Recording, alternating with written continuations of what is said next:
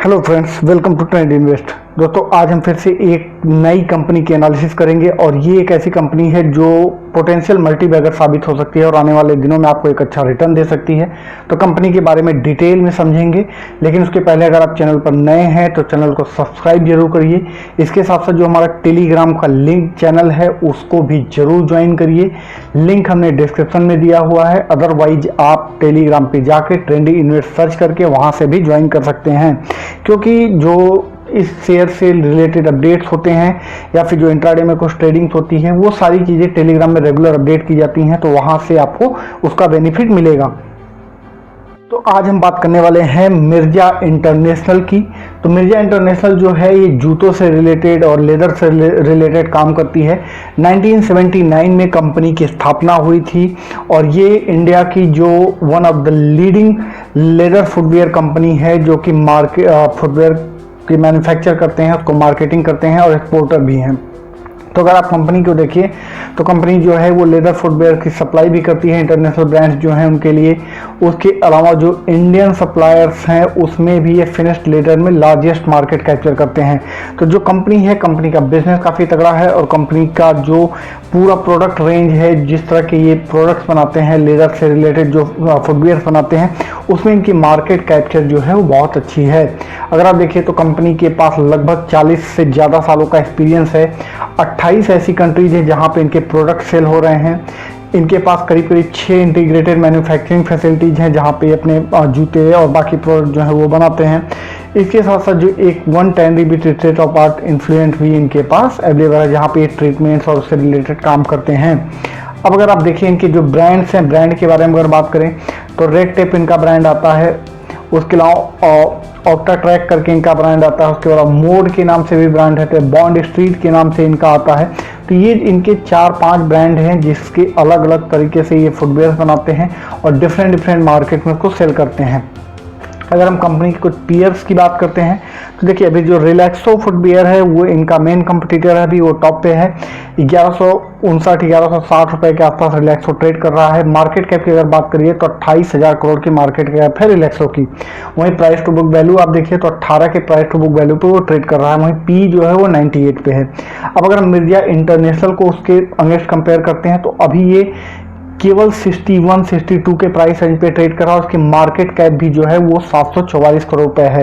वहीं price to book value की अगर बात करते हैं तो 1.17 पे है और पी अगर बात करिए तो रिलैक्सो के ही लमसम 700 रुपए के आसपास का पी इसका भी मेंटेन है। लिबर्टी शूज हो गए, सुपर हाउस हैं या लेहर फुटवेयर्स है, ये सब इससे थोड़े नीचे हैं और ये कहीं और जो बाकी और हैं वो बहुत ही थोड़े हाई, अपने जो उनकी प्राइसेस हैं शेयर्स की वो थोड़ी हाई हैं और वो हायर लेवल पे ट्रेड कर रहे हैं, तो वो उतने सही नहीं है। बट मिर्जा इंटरनेशनल को देखिए तो वो मार्केट में अभी बहुत ज़्यादा पोटेंशियल रखती है अगर हम रिलैक्सो से कंपेयर करते हैं। और मिर्जा इंटरनेशनल की जो काम है, जो इसके ब्रांड्स हैं, जिस तरह के इनके बिजनेस चल रहे हैं, उसको अगर हम देखिए तो मिर्जा इंटरनेशनल में आने वाले दिनों में एक बहुत ही अच्छी अपॉर्चुनिटी निकल के आती है। अब हम कंपनी के कुछ रेवेन्यू को देख लेते हैं। तो अगर 2017 में देखिए तो कंपनी का जो रेवेन्यू था वो 936 करोड़ रुपए पे था। 2018 में बढ़ के वो 972 करोड़ रुपए पे पहुंचा। 2019 में उसमें एक सिग्निफिकेंट जंप दिखा और रेवेन्यू बढ़ के 1154 करोड़ के आसपास पहुंच गया। वहीं 2020 में अगर हम रेवेन्यू की बात करते हैं तो 1261 करोड़ के भी ऊपर है। तो अगर आप रेवेन्यू को देखिए तो लगातार पिछले 4 सालों में कंसिस्टेंट ग्रोथ देखी गई है रेवेन्यू के फ्रंट पे और कंपनी ने बहुत ही अच्छी परफॉर्मेंस दी है।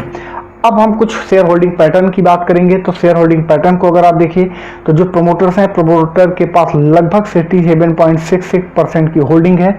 म्यूचुअल फंड्स के पास बहुत ही मिनिमम या यूं कहें कि होल्डिंग है ही नहीं है। जो डोमेस्टिक इंस्टीट्यूशंस हैं उनके पास 0.04% की होल्डिंग है। एफआईआई जो है उनके पास 0.04% की होल्डिंग है। वहीं रिटेलर्स जो है उनके पास 32.26% की होल्डिंग है। अब अगर आप देखिए तो जो इनके फाइनेंशियल नंबर्स हैं उसको हम कुछ एनालाइज करेंगे। तो फाइनेंशियल जो नंबर्स हैं उसको हम 2 तरीके से एनालाइज करेंगे। पहले क्वार्टरली रिजल्ट को देखेंगे और उसके बाद फिर हम ईयरली रिजल्ट को समझने की कोशिश करेंगे। तो अगर आप पिछले 3 क्वार्टर जो रहे हैं इनके, या 4 क्वार्टर देख लीजिए, तो जून 2020 में जो इनकी सेल्स थी वो 83.11 करोड़ पे थी। सितंबर 2020 में बढ़ के 271 करोड़ रुपए पे पहुंच गई। दिसंबर 2020 में वो बढ़ के 381 करोड़ पे पहुंचा, और मार्च 2021 में वो सेल्स घट के 312 करोड़ के आसपास पहुंच गया। अगर आप ऑपरेटिंग प्रॉफिट की बात करते हैं तो जून के क्वार्टर में 2020 में वो लगभग 1 करोड़ रुपए के लॉस पे था। सितंबर 2020 में वो बढ़ के 32 करोड़ रुपए पे आया। फिर दिसंबर 2020 में बढ़ के 46.86 पे आया, और मार्च 2021 में वो 40 करोड़ के आसपास स्टैंड करता है। तो अगर आप सेल्स की बात कीजिए तो सेल्स पिछले जो 2 क्वार्टर थे, दिसंबर और 2021 मार्च का, उसमें कम देखा गया है। तो आप जानते हैं कि पिछले कुछ 3-4 क्वार्टर जो बीते हैं उसमें कोविड की वजह से मार्केट में बहुत ज़्यादा इम्पैक्ट देखा गया। शोरूम सारे बंद थे तो सेल्स हो नहीं पाई, तो ऑब्वियस सी बात है। और ये जूतों से रिलेटेड, फुटवेयर से रिलेटेड काम करते हैं तो इनकी सेल्स गिरना स्वाभाविक है। बट अगर आप कंपेयर करिए तो वहाँ से भी, मार्च से भी देखें तो बहुत ज़्यादा सेल्स में उतनी सिग्निफिकेंट गिरावट देखने को नहीं मिली है। बट हाँ, गिरावट है। अगर हम वहीं पे प्रॉफिट बिफोर टैक्स को देखते हैं तो जून 2020 में वो -23 करोड़ पे था। सितंबर 2020 में वो प्रॉफिट में आया 5.79 करोड़ के। दिसंबर 2020 में ओवर के 16 करोड़ के आसपास पहुंचा, और मार्च 2020 में वो स्टैंड करता है लगभग 13 करोड़ पे। वहीं नेट प्रॉफिट की अगर हम बात कर लेते हैं तो जून 2020 में ये 23 करोड़ के नेट लॉस पे थे। वहीं पे सितंबर 2020 में वो 6-6.5 करोड़ के प्रॉफिट पे आ गए। दिसंबर 2020 में वो प्रॉफिट बढ़ के 16 करोड़ पे पहुंचा, और मार्च 2021 में प्रॉफिट रिड्यूस होकर 8.89 करोड़ पे आ गया। हम ईयरली रिजल्ट को अगर देखने की कोशिश करें तो जो मार्च 2019 में ईयर एंड हुआ था उसमें जो इनकी सेल्स थी वो 1152 करोड़ रुपए पे स्टैंड करती थी। मार्च 2021 में सेल्स बढ़ के 1261 करोड़ रुपए पे आई, और मार्च 2021 में वो गिर के 1049 करोड़ रुपए पे पहुंची। तो पिछले जो ये पूरा 2021 रहा है उसमें कोविड की वजह से प्रॉब्लम थी, जैसा मैंने पहले भी बताया कि उसमें सेल्स का गिरना स्वाभाविक है, तो ये बहुत इशू की चीज नहीं है। वहीं पर अगर ऑपरेटिंग प्रॉफिट को देखते हैं तो मार्च 2019 ईयर एंड जब हुआ तो 144 करोड़ पे था, मार्च 2020 में 172 करोड़ पे पहुंचा, और मार्च 2021 में वो 118 करोड़ पे स्टैंड करता है। अगर हम नेट प्रॉफिट की बात करते हैं, नेट प्रॉफिट से पहले अगर हम प्रॉफिट बिफोर टैक्स को देख लेते हैं तो मार्च 2019 में वो 76 करोड़ रुपए पे था, मार्च 2020 में 64 करोड़, और मार्च 2021 में वो 12 करोड़ रुपए पे आया। नेट प्रॉफिट की बात करते हैं तो नेट प्रॉफिट जो था मार्च 2019 में 49 करोड़ था, मार्च 2020 में वो 48 करोड़ आया, और मार्च 2021 में वो गिर के 8 करोड़ रुपए आ गया। तो आप देखिए कि ये जो पूरा इनका ईयर एंड अभी हुआ है तो पिछले 3 सालों में अगर आप देखिए तो प्रॉफिट जो है थोड़े थोड़े कम हुए हैं, 49 करोड़ 48 करोड़, लेकिन 2020-21 का जो ईयर एंड हुआ उसमें प्रॉफिट में इनको एक सिग्निफिकेंट गिरावट देखने को मिली है। ईपीएस अगर आप देखिए तो 4 करोड़ मार्च 2019 में 4.06 पे स्टैंड करता था, उसके अलावा मार्च 2020 में 3.97 पे स्टैंड करता है, और मार्च 2021 में वो 0.69 पर स्टैंड करता है। तो जो फाइनेंशियल नंबर्स हैं वो उतने बुरे नहीं है, फाइनेंशियली ये बहुत अच्छा परफॉर्म कर रहे हैं। अगर हम पिछले कुछ और देख लेते हैं तो आप इनके पिछले 2015-16 से लेके अब तक देखिए, या 2011-12 से अब तक देखिए, तो इनकी जो ग्रॉस इनकम रही है वो लगातार बढ़ रही है। जैसे 2015-16 में 928 करोड़ पे स्टैंड करती थी, 2016-17 में 936 करोड़ पे आई, मार्च 17-18 जो 2017-18 जो एंड हुआ उसमें 972 करोड़, और 2018-19 के ईयर में 1153 करोड़। और प्रॉफिट आफ्टर टैक्स भी आप देखिए तो जो 2015-16 में 78 करोड़ पे था, 2016-17 में 71 करोड़, 2017-18 में 78 करोड़, और मार्च 18 में इनका जो है वो 48 करोड़ पे स्टैंड करता है। तो जो इनकी एक ग्रोथ देखी जाए, ओवरऑल ग्रोथ बहुत अच्छी बनी हुई, फाइनेंशियली अच्छा परफॉर्म कर रहे हैं, और कंपनी बहुत ही अच्छी तरीके से आगे बढ़ रही है। तो ये जो है ये कंपनी को कहीं ना कहीं ये दिखाते हैं कि कंपनी का बिजनेस बहुत सही है, और आने वाले दिनों में इसमें और भी ज़्यादा ग्रोथ देखने को मिलेगी। कंपनी के हम कुछ और ग्रोथ की बात कर लेते हैं तो जो इनकी सेल्स ग्रोथ रही है वो एक साल में अगर आप देखिए तो 9.42% की ग्रोथ दिखाती है। 3 सालों में वो ग्रोथ 10% के ऊपर रही है, 5 सालों में वो 6.5% के आसपास उनकी सेल्स ग्रोथ रही है। अगर हम प्रॉफिट ग्रोथ की बात करते हैं तो एक साल में 2.5% लगभग 2.3% निगेटिव रहा है, 3 ईयर्स में -12.74% और 5 ईयर्स में -1.41%। वहीं रिटर्न ऑन इक्विटी की बात करते हैं तो 1 ईयर में 7.69%, 3 ईयर्स में 10.87818 और 5 ईयर्स में 13.28% की ग्रोथ दिखा रही है रिटर्न ऑन इक्विटी फेज पे अगर हम बात करते हैं। वहीं रिटर्न ऑन कैपिटल एम्प्लॉयड को अगर हम देखते हैं तो 1 ईयर में 11.67%, 3 ईयर्स में 14.21% और 5 ईयर्स में 17.59% की ग्रोथ ये दिखा रही है। तो अगर हम सेल्स वाइज ग्रोथ की बात करते हैं तो सेल्स वाइज ग्रोथ काफ़ी अच्छी है। प्रॉफिट ग्रोथ थोड़ी डिक्लाइन दिखा रही है। रिटर्न ऑन इक्विटी की बात करें या रिटर्न ऑन कैपिटल एम्प्लॉयड की बात करते हैं, दोनों में बहुत ही अच्छी ग्रोथ देखने को मिल रही है और यहाँ से कंपनी में एक स्ट्रांग परफॉर्मेंस आने की उम्मीद लगातार बनी हुई है। अब अगर हम कंपनी के कुछ और ऐसे इसेंशियल्स हैं जिनको बात कर लेते हैं, जो कि मैंने पहले भी बताए हैं, लेकिन आप देखिए तो जो इनकी अभी मार्केट कैप है वो 744 करोड़ रुपए पे स्टैंड करती है। एंटरप्राइज वैल्यू जो है कंपनी की 1017 करोड़ के आसपास स्टैंड करती है और जो कंपनी है वो 2 रुपए की फेस वैल्यू पे काम कर रही है। प्राइस टू बुक वैल्यू जो है कंपनी के 1.17 है, 1.45% के डिविडेंड यील्ड पे काम कर रही है और जो बुक वैल्यू है अभी वो 52.96 पे ये स्टैंड करता है कंपनी के। और अगर डेट की बात करते हैं तो कंपनी के पास लगभग 287 करोड़ का डेट है। तो ये जो है ये कंपनी की एक ओवरऑल फाइनेंशियल कंडीशंस है, कंपनी की मार्केट कैप कैसी है उसके बारे में ये बात है। अब अगर हम बात करते हैं कि कंपनी की ग्रोथ कैसी रहने वाली है, देखिए कंपनी ऑलरेडी 28 कंट्रीज में काम कर रही है, वहाँ पे इनके एक्सपोर्ट होते हैं, इनके ब्रांड्स जितने भी बड़े मेजर सिटीज हैं वर्ल्ड के वहाँ पे इनके ब्रांड्स अवेलेबल हैं। तो आने वाले दिनों में कंपनी का जो अभी एक एक्सपोजर है वो और ज़्यादा बढ़ने वाला है। कंपनी इंडियन मार्केट में भी अपने प्रेजेंस को बढ़ा रही है और ग्लोबल फुटप्रिंट जो है उसको भी इंक्रीज करने पे लगातार काम कर रही है। और जो फुटवेयर इंडस्ट्री है, ये जो फैशन की इंडस्ट्री है पूरी, इसमें ग्रोथ अभी भी है और ये ग्रोथ आने वाले दिनों में बनी रहेगी और इसमें कम नहीं होगी। ये लगातार एक नए नए ब्रांड्स को और लॉन्च करने की कोशिश कर रहे हैं, उसमें भी इम्प्लीमेंट कर रहे हैं।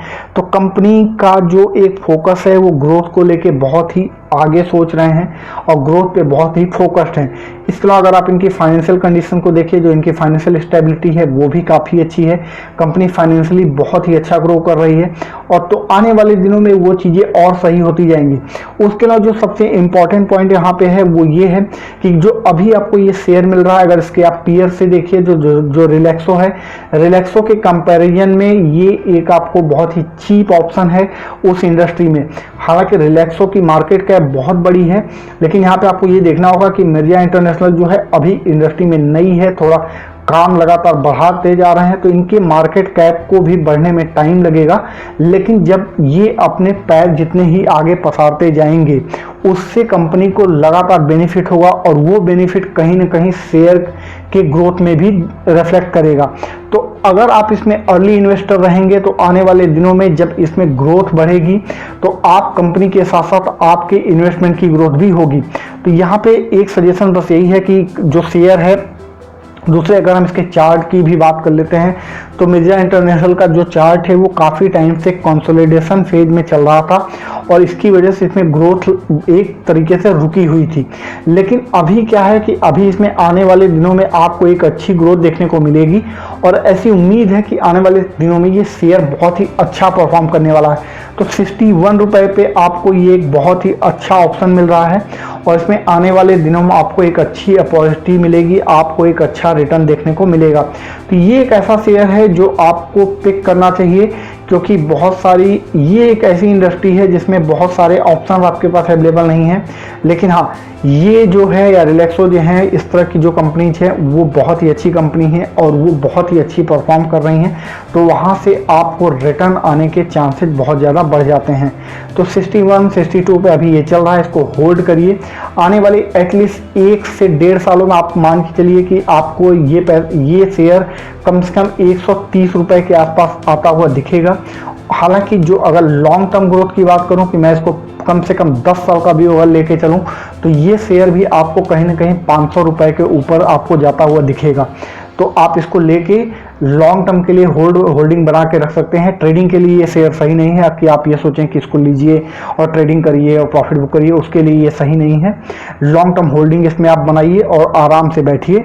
हाँ, एक चीज़ और है कि आप इन्वेस्टमेंट करने से पहले आपकी इन्वेस्टमेंट कैपेसिटी क्या है, आपका रिस्क एक्सपोजर कितना है, कैपिटल कितनी है, वो सारी चीज़ें जरूर चेक कर लें। अपने फाइनेंशियल एडवाइजर से भी डिस्कस करें, बात करें, सारी चीज़ें एनालिसिस करने के बाद ही इन्वेस्ट करें, क्योंकि इन्वेस्टमेंट अल्टीमेटली आपको ही करना है। जो भी प्रॉफिट होगा या जो लॉस होगा वो आपको ही बेयर करना है। तो एनालिसिस आपकी भी जरूर होनी चाहिए। तो होपफुली कि ये जो पूरी एनालिसिस है, ये जो शेयर के बारे में आपको बताया गया है, इससे आपको बेनिफिट मिलेगा और आपको डिसीजन लेने में हेल्प होगी। तो आज के लिए इतना ही। Thank you.